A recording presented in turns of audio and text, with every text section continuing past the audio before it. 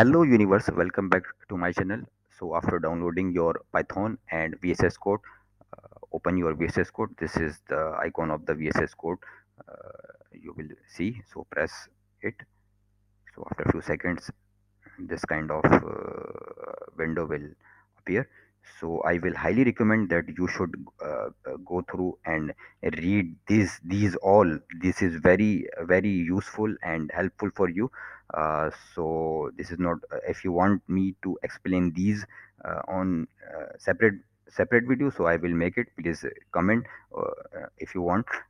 So and let's jump to the topic. Press click to the new file. Now press Control plus S.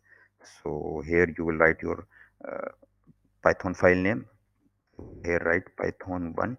So save it with the .py extension. So if you don't write .py, so it will not execute in your Python interpreter. So this kind of this will change if you notice that this is the Python symbol after you save in .py. So so this is for today. Thank you for watching. Keep watching.